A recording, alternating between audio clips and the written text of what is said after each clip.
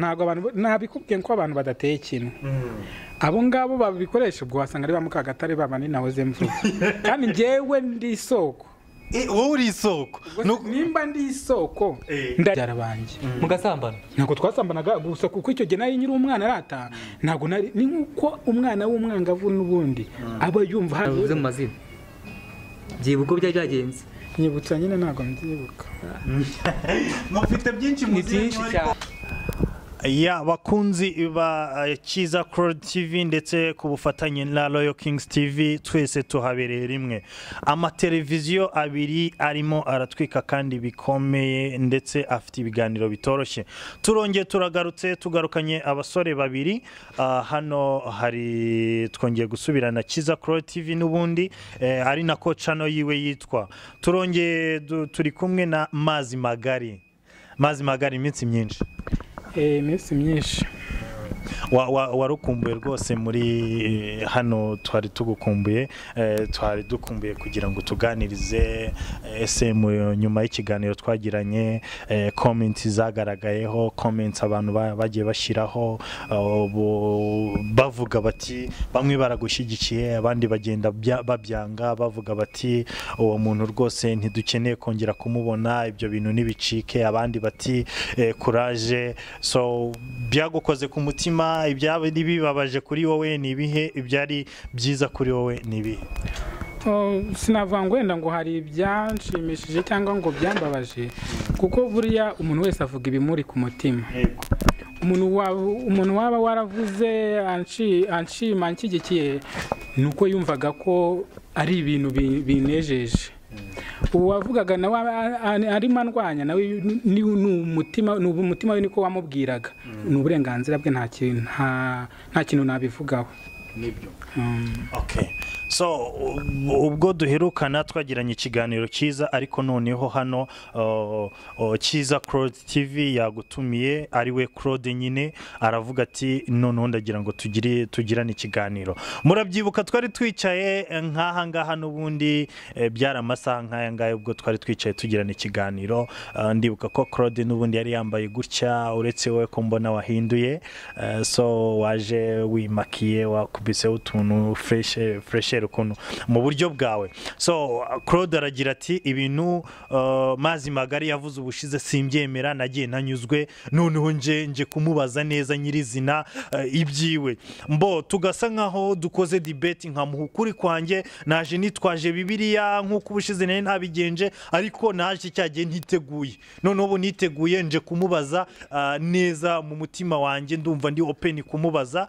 so we witeguye kumusubiza nta kibazo rwose ndamusubiza uramusubiza kandi aragira ati ngenda rinda ijambo ryanjye nkuko nabivuze ubushize nabuze ibibazo cyangwa se ibisubizo nzana ariko noneho uyu munsi naje mbizanye nawe witeguye kumusubiza ese witeguye nawe guhagara ku ijambo ryawe nkuko wari wabivuze ubushize cyangwa nkuko yari yakubwirije ko kavuga ati genda uhinduke wabitekerejeho ubu warahindutse njye reka naguhinduka rega njye nababwiye wenda ubushize nkuko twabiganiriye nababwiye ukuntu nabifungiwe uburyo nahuye n'inzitizi zikabije cyane none kuri ubu ngubu wenda mbasha gutambuka ntihagire umvuga ntihagire umbaza ngo yewe ntabwo ari bwo nshobora guhita mfata icyemezo ngo ndetse ibindi kuko njye nahuye n'ibintu byinshi bitandukanye.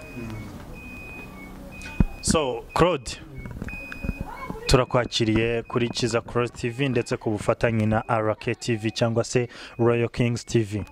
Murakoze cyane kandi nshimira abantu badukurikiye mutima zanjye ababyeyi abagabo abasore b'urubyiruko n'ukuri mbashimira ubwitange mukomeze gukora mukora subscribe comment share ni inkunga ikomeye kandi Imana mu ijuru ibaha umugisha kuko ndabyishimira iyo munyandikiye comment ndabibona ndabashimiye Imana ibaha umugisha. Mazimagari ati sinanakora interview rwose ntarabona akantu ko gusomaho ati ngomba gutwika nibura hari ukuntu ngize niriteretse akantu byibura nkaba ndi muri mood.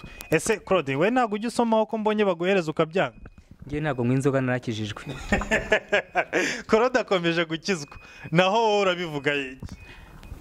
Claude nyine nko twabivuza ubutaha ari mu gihe cye ari mu gihe cye. Ese wowe ukibona nk'igihe cyiza cyangwa ukibona nk'igihe kibi cy'ubuyobe? Ntabwo navuga ngo ni igihe ibyo ngibyo nanone naba ngiye kuvuga wenda ntandukiriye. Ntabwo navuga ngo ni ubuyobe, sinavuga ngo ni mbese ubwo ni hagati na hagati. Mbega muri wowe urabona ko Claude ari mukuri ariko kanga kubivuga? Ntabwo navuga, navuga ko ari mukuri, wenda simvuze ngo ni mukuri. Ubwo naba mvuze ko ngewe nanjye ntari mukuri. Nicyo bisobanuye nyine. Ubwo rero we ku giti cye wenda bifata nko mu ko ari uburenganzira bwiwe, nanjye nkabifata ko ari uburenganzira bwanjye. Gute? Kuba yavuga ko yakijijwe ni uburenganzira bwe, sibyo? Nanjye kuba ndi mu byo ndimo ni uburenganzira bwanjye. Niyo mpamvu nyine nababwiye ko mugomba gusenga bene data, twasengera abantu, ntabwo byoroshye. Ijambo ry'Imana rirambwira ngo tubabwirize ubutumwa bwiza mu misozi, mu bibaya, mu ngo, ahantu hose tubutumwa bwiza. Claude, tutarageraho duhere hano kuri iki kiganiro. Ubwo twaherukanaga waratubwiye uti ikintu nkunda cya mbere kuruta ibindi ni ugusomana. Ese wigeze ureba komenti z'ikiganiro cya mbere zari zigoye cyane, zimwe warazisomaga wareba ibyo abantu bagiye bazivugaho ukumva watamarira? So bamwe baravuga bati courage rwose, Mazimagari courage. So ngiye burangiye nkomeje no kumirwa. Ariko abandi bati reka rwose uwo muntu nagatsindwe n'Imana, ibyo bintu ntibinabaho. So ngira ngo niba warabonye izo komenti z'ikiganiro cyashize wakoze ubushize, n'ubundi niko bigikomeje, wenda no kuri iki kiganiro nabyo bizazaho. Ariko twari tuzi ko twe wahindutse kuko tubwira, waravuze uti noneho ndashaka kuganira na Claude nkamuha ukuri. Noneho duha ukuri rero kwakuzanye hano, ndetse na Claude nawe afite ukundi ari bukubwire, ariko duha ukuri. Uje kwiyemeza iki Claude? Ntabwo mvuga ngo hari icyo naje kumwemeza. Icyo gihe twaba tugiye mwihangana, kandi ntabwo iki gihe turimo ntabwo ari igihe cyo guhangana. Ahubwo icyo ngewe wenda navuga ni uko ngewe ntigikomeye ku kuri kwanjye, ntikomeye navuga ku byanjye kuvuga ngo sindinda. Nakubwiye ko ntari indaya, ndi singo. Icyo nakubwiye ko ndi singo, ntabwo ndageza ku rwego rwo kuba indaya, sibyo? Hari igihe kizajya ubundi baravuga ngo nta nkweto iburi yayo. Ubwo niba ntarabona inkweto yanjye sava. Ubwo ni ukuvuga ngo utewe ipfunwe cyangwa se utewe agahinda no kuba nta mukunzi ufite muri iyi minsi. Of course, cyane rwose. Nanjye nkomeje gusenga Imana kugira ngo Imana yo mu ijuru, Imana yumva gusenga kwanjye, ntizamuhe umugabo, kuko ntabwo Imana yaremeye abagabo ngo babane n'abagabo.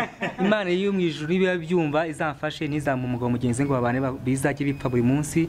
Ntabyumve nabi, kuko sinabwifuza ngo abone umugabo, kuko nta mugabo washaka undi mugabo, ntabwo wazagira abana, sinzataha ubwo bukwe, ntabwo nabyishimira.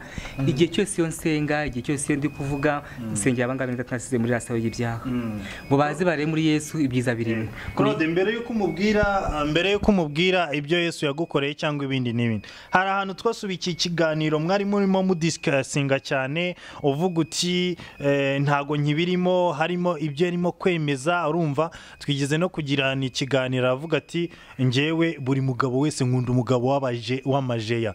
Hari n'ikindi kintu wavuze ntago nshaka ko kikuvugira. Ese wakitubwira niba nta kibazo kigutwaye? Uti nge nabonanye iki n'iki nuko. Oya, ibyo ngibyo nabangiye ubuse aho ari yahita yumva akanandeba, yahita avuga ati wa muntu burya twabonanye. Ariko ntago wamumentioninze ngo ugaragaze uwo ari. Ariko nge yahita amenya, urumva nimba ari we nge twahuye akazareba akankurikira, yahita avuga ati bivuze ngo n'ubundi nubwo mwahuye byari nijoro ntigeze kumenya, ariko uvuze ibyo ngibyo yahita kumenya. Amenya, urumva turaziranye cyane. N'ubundi muraziranye, n'ubundi muracyakomeje kugirana urukundo nk'urwo musanzwe mugirana. Turabigishyira ahagaragara, ariko tubirimo nyine, tubirimo. So ese ubundi ubu ngubu nta mukunzi muri iyi minsi wenda muhararanye? Reka nkoreshe za mvugo z'iki gihe, murimo mutwika muvuga muti wenda tuzagira gutya umunsi umwe hashye dutwike natwe dukora ubukwe nk'abandi. Oya, ntabwo navuga ko hari umuntu wenda turi mu rukundo, kuko ari nayo mpamvu navugaga ni wenda bibaye byiza ndaza gushyiraho na nimero yanjye, umuntu wenda wazumva ko twajya mu rukundo tukabifiringa, uwo yazampamagara. Abantu uragira uti abantu umuntu wumva ari ready yiteguye ko hashya koko nkamwereka amazi magari yanjye uko nabivuze, twashyiraho nimero kuri screen. Ntabwo nzi ko ibi bintu Kiza Claude azabyemera kuri channel ngo hajyeho nimero. Nabangiye kumwangiza uburenganzira bwe bamugani kandi namujajinga, ako sinyeze ko dukurikiye arimo wamurambagiza kuko abantu bankurikiye bose n'abantu basenga Imana. Kandi wavuga ati rwose barahari ubu ngubu wasanga abana banamerewe nabi byahatari. Ahubwo izi nimero numva ko waba ufite amasinyisho yandi nawe yamutelefona amusengera kugira ngo nanjye urugendo natangiye nanjye ahubwo anteringa mu bitugu nanjye amfashe amusengere nawe amenye Imana. Niyo ngaho tubwire Mazimagari Claude aragira ati reka rwose niba ari n'umunyamasengesho uri hafi aho ngaho natwike hashye koko noneho iki ni iki kweri.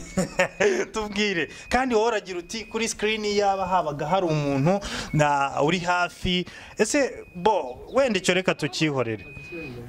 Yego gusa wenda baraza kuza kuzibona kuri screen ya Kiza Claude TV, niho bari bukure izo nimero, wenda cyangwa se araza kuzivugaho ntawamenya. Ariko tugaruke ku murimo wawe ubwe. Ubushize hari ikibazo nigeze nkubaza kandi nigeze kumva nyuma dusoje interview gato mubivugaho. So ngo hari imiti ikoreshwa mu murimo wanyu w'ubuge kugira ngo igikorwa muri gukora kibahuje cy'imibonano yanyu igende neza, koko irahari? Ibyo ngibyo nanone ntago abantu nabikubwiye ko abantu badateye ikintu. Abo ngabo babikoresha ubwo wasanga ari bamukagatare babani nawe zemvuga. Kandi njyewe ndi isoko. Wowe uri isoko. Nimba ndi isoko ndajya guhangira nshaka ibyo bindi byo gukoresha kubera iki. Nge sindabikoresha, nge nkoresha karemano yanjye. Oya ntago ngo twumvikana neza. Oya Claude, reka mbaze iki kibazo ubanze ucyumve neza, wasanga ugiye guhakana utacyumvisha. Urabyibuka nyine dusoje ikiganiro gatoya, umwe muri mwebwe na mention inzu wari yaravuze ati ariko wowe ndumva kwanza biranumvikana, ariko nyine urabibyuka ko twari benshi. Umwe muri twebwe yaravuze ati njyewe rwose ubu ngubu n'udukoresho twanshiranye, hari ukuntu nyine nshaka nyine kugira ngo igikorwa cyanjye kigende neza. Nari mubajije ku birebana n'imiti bakoresha cyangwa ni imiti imeze nk'amazi. Mubwire abantu wenda wasanga nyine ikikwereka yuko ibintu bitagenewe gukorwa nyine ni ukwidefanda, ni ugushakisha. Kubera ko ntabwo ari imiti bakoresha ahubwo ni amavuta bita biberifiye. Ubutazatwerekanye ntago sinyibarizwamo. Nge sinyakoresha nicyo kibazo. Ibwo rero simbizwa afite uko bigenze. Wowe ntago yakoresha. Nge kandi ntabwo ko ndi isoko. Wakomeje uvuga ngo uri isoko. Nk'ubu ariko tuvugisha ukuri. Nk'ubu umuntu yaba yanyweye anyweye iyi Knowless. Iyi Knowless irumva iradasiga ikoza akantu. Iragenda ikora akantu. Nese kuba iki nimpura n'umugabo ndajya gushakisha ayo mavuta. None se ko abandi bagabo tuzi ko n'abandi hano kuri abangaba bari abadukikije cyangwa n'ahandi turabizi ko bajya banywa Knowless. None se boko batari isoko nyine batagira iyo soko, tuzi ko ubundi umugabo aba ari umugabo nyine. Ubundi mumbarize ngo yagiye kubishaka abishakira hehe? Si ikibazo. Ubundi ndibaza ngo ko yashatse umudamu akamubyaraho abana ari umugabo, ntibigaruka ari umugabo nyine ni kwa gushakisha. Oya njye ntago mubaza ahubwo nagusubiza. Urumva narabizi. Rero ayo busa nta muntu uvukana ubutinganyi. Nzapfa mbihamya ko nta muntu bivukana ahubwo ari abadayimoni babi, ari satani, ahubwo akwiye gusengerwa cyangwa se akahita mu nzira nziza. Ari inzira ebyiri, hari inzira y'ubugingo, hari niyo kurimbuka. Wowe ubwazahita miyashaka. Niba ari kurimbuka niyo kurimbuka, niba ari gukizwa niyo gukizwa. Ariko kujye mwifuriza ngewe nkanjye wamenye Imana. Mazimagari afite ibintu byinshi byo kuvuga. Ndabona ashaka nkanjye icyo ushaka kumubwira ngiye cyo mwifuriza ni ukumenya Yesu. Kuko iyo umenye Yesu, Imana iguhindurira izina.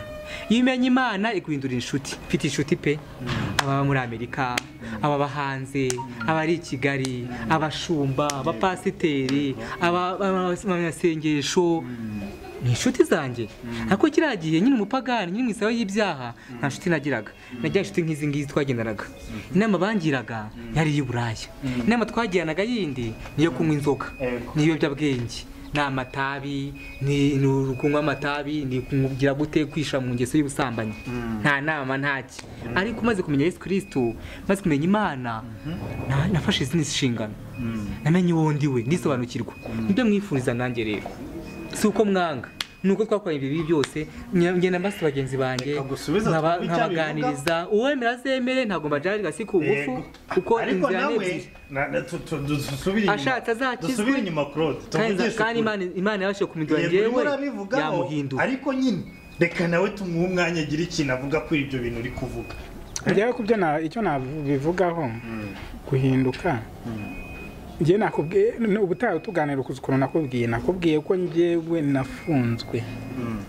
narafunzwe banziza kuba umuge birangira bamvana kwa kavuga banjyana iwawe barambwira ngo tukujyanye iwawe uzaza wawe warabaye umugabo none ndakubaza ngo nimba kuva icyo gihe cyose kugeza iki gihe ngana gucya ese wavuyeyo ryari ntabwo wibuka navuyeyo nko muri 2011 2011 wari umuge ego kumana 2011 ubwo se ngiye kuva mu bwana bwanjye njyewe kuva mu bwana bwanjye ari naho nakubwiye ngo hari n'igihe bajyaga kuryama ngiye nkasohoka nkajya kuryamana kurarana nande nababyara banjye mugasambana ntabwo twasambanaga gusa kuko icyo gihe nari nyiri umwana arata ntabwo nari ni nkuko umwana w'umwangavu n'ubundi aba yumva hari ibintu ubushyuhe afite ariko akumva ntabisobanukiwe nanjye rero ni muri urwo rwego nanjye nari ndimo urumva urwo rwego nari ndimo numvaga ko kuryamana n'umuntu w'umuhungu cyangwa umuntu w'umugabo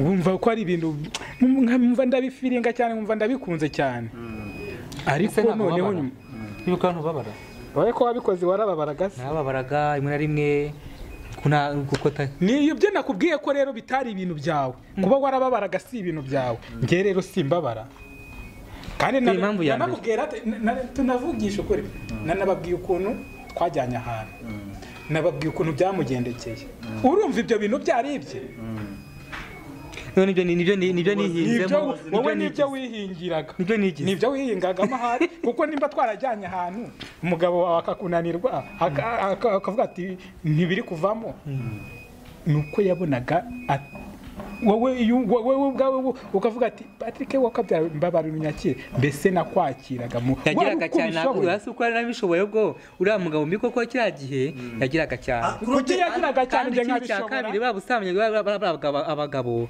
baje kutwishimishiriza kandi nta nyungu yari irimo tugamanze mvuge nta kuvuga ngo nta kibazo nta kuvuga ngo nuko bitari ibyanjye ngo nibyo nigize ngo nibyo nihinzemo nuko ndaza kukweka nuza gusura nambaye amakanzu n'amajipo yandi atari tusubake nakoze igano byinshi cyane ndagaza ko ndi ndaye ariko niki twakoranye ikindi uza kureba nambaye ijipo nawe urakibuka turi indani ariko navuga urumva abantu banyumve neza kuba nkuru biganiro suko amamaza ubutinganyi cyangwa se ngo kangurira abantu babikore oya ahubwo ngiye nagira muri go kubireka nyambasa ngiye bagenzi banjye basigaye muri aseho y'ibyaha ntago wabiretse kuko byari ibintu byawe cyo ndakiko kugira ngo bahinduke ubushatse kuvuga ko n'uyu munsi akiri umutinganyi ntago navuze ko ari umutinganyi navuze ko yabiretse kubera ko bitari ibintu igihe umuntu ikintu njya nibaza urumva Patrick kandi umbize ukuri urabona ko twajyaga muri groupe imwe twahura mu byinshi cyane ntacyo urabizi no kubyirengagiza urabizi twahurira ahantu runaka tugasohoka runaka nkagusura runaka tukabye byo bagabo nkagwa pasi ukamapasi ugisha ukuri ngiye ngifina robye ko nabekubwiye no kuva na kera kose urabizi ko nakubwiye ngo ngi ifina robye ku musya mu bagabo ku muhima byagenze bite icyo gihe umva ko yari ngiye cyari hose ntabwo nibuka neza nyibutse kuko nagira nibagirwa ni byinshi cyane nakoze nanibuka nyibutse kiragiye tujya kuhima cyo mu bagabo byagenze gute bande navuze mu mazina byibuko byagenze nyibutsa nyine ntago mbyibuka mufite byinshi mu cyane nakagaruka reka nifuza ko abantu kwakoranye ibyaha cyangwa se abantu basangiye ibintu babiriya nifuza ko abantu bose bakizwa nta kibazo so atwemereye ko tuzamusura iwe mu rugo tukareba koko niba umudamu watabangamiwe no kuba ari umutinganyi yitwa umutinganyi cyangwa se amusiga mu buriri saa 8 saa 7 z'ijoro akagenda akajya guhura n'umugabo mugenzi we uwo ari kwita umukunzi so nakagaruka reka dutegereze wenda tuzahura n'umugore we tumuganirize twumve koko niba bitamubangamiye. Ndumva ariho ikiganiro cyacu mpaka kizarangirira cyangwa se kizasoreza, wenda ubwo azabavuze ati simbangamiwe bizaba biba kuri bamwe cyangwa se bizaba byarabaye kuri wowe ku mudamu wawe igihe wari umutinganyi, ariko ku ruhande rw'umugore we wenda avuze ati ntacyo bimbangamiyeho, ubwo tuzamenya ukuri kuko ubu hagati yanyu mwembi ntitwamenya ukuri. Reka tugushimire Claude kubw'ikiganiro cyiza twagiranye namwe. Gukangurira abantu badukurikiye bakore subscribe ni ukuri, ni inkunga ikomeye, ni mumfashe dushyigikire umurimo w'Imana, bigere ku bantu benshi bareba ibiganiro, kandi inkunga y'amasengesho irakenewe, ubufasha burakenewe gusengera abantu kugira ngo tubasengere, kugira ngo bamenye Imana, bamenye ahantu hari ibyiza, bamenye ibyishimo aho biri, bamenye Imana, bamenye ko ni ukuri Imana ihari, abantu basinziriye. Mwego murabibona, nibyo turabibona ngo murwenya mugaseka mukumana ibintu byo gutwika n'ibyo kuganira, nyamara urubyiruko rw'ejo hazaza ni ikibazo. Ni ikibazo rw'ejo, babasaza b'ejo bubona abasaza nako tuzababona, babakazana tuzababona, babuzukuru tuzababona. Mpaguruke dufatanye, mumfashe dufashanye. Claude, turagushimira urakoze cyane kugira urubyiruko inama, nkuko n'ubundi bihozaho. Nibanyarukire kuri channel ya Kiza Claude, yego nibanyarukire kuri channel ya Kiza Claude TV, barebeho nyine izo nama nyinshi ukomeje kubagira. So tunashimira Mazimagari waganire nawe uyu munsi, akaba twemereye kuzaduhuza n'umugore we, umugore akagira icyo avuga ku buge bwiwe cyangwa se ku butinganyi bwe. Ni mu kiganiro cy'ubutaha nakagaruka. Ciao yari Kiza Claude TV ku bufatanye na RK TV cyangwa se Royal Kings TV. Ku buhanga bw'ibyuma dufite mu kameramani wabigize umwuga, wenda si mu mentioninze kubw'impamvu ze, ariko yari yadusabye nimero koko. Ngaho bahe nimero dusoze ikiganiro. Okay, murakoze kuba mwanyakiriye, ndabashimiye cyane. Ariko reka tubanze tubisobanurira abantu, ntago turi kwamamaza ubutinganyi cyangwa se kubukwirakwiza. Impamvu tubikoze nuko tugira ngo wenda sinzi hari icyo ushaka kuganira n'abafana bawe cyangwa se n'abashaka kuganira nawe. Muri abo ngabo ugiye guha nimero, harimo abakugira inama, harimo abazakubwira wenda ubusa, harimo abazagira gute. So ntago twe turimo tubyisegureho kuba dukurikiye kuri Kiza Claude TV cyangwa RK TV, ntago turi kwamamaza ubutinganya, ahubwo tumuhaye uburenganzira bwo gushyiraho nimero ye, kuko azayiprofitiraho byinshi, ko bazamugira inama, ko bazamukangurira, ko bazamusengera cyangwa se bakanamukangurira kuba yareka ubuge mo kimwe muri ibyo ngibyo. So reka tumureka yitambutse cyangwa se bivuge mu buryo bwe ashaka, soke ntago tugutekerereza. Iki kintu nakongeraho ni ukuri, mureke dukore umurimo w'Imana, dushyigikire umurimo w'Imana, bigere ku bantu benshi. Nanone ikindi navuga nuko abantu batabyemera, bavuga ngo barabeshya, ngo ntago bibaho, ngo ntago babaho, ngo ntago ari byo. Ibi ni ibimenyetso birenga kimwe bigaragaza abo twari turibo, aho twavuye n'abakibirimo. Ariko ni ukuri mpamya neza kugira nawe kandi yakubwiye ngo ntago ashaka kwitwa umugabo, sibyo?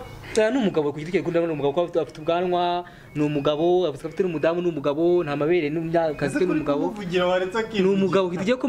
Uko mbibona namenye ukuri, aragira ati ngenda ashaka n'imiti, twita ibase ko ari ibase, twita ibintu mazina yabyo. Ibintu ari byo nibyo, bitari byo ntago ari byo. N'umuntu amenye ukuri rero muze ngo ni umudamu, ntabwo nabivuga ko ari umudamu kandi ari umugabo. Turagushimiye Claude, nawe turagushimiye Mazimagari wakoze kuganira natwe, naho ubutaha. Murakoze nyine kuba mwanyakiriye. Hanyuma ni ukuvuga ngo nimero yanjye ni 0788 abareba Kiza Claude TV barayibona munsi ho gatoya, munsi kuri screen cyangwa se hejuru, baraza kuza kuyibonaho. Arayibahaye, mwandike iyo ngiyo yabahaye, sinzi mwokabyara nanjye ndabakangurira kumugira inama, sinabura guhita mbivuga.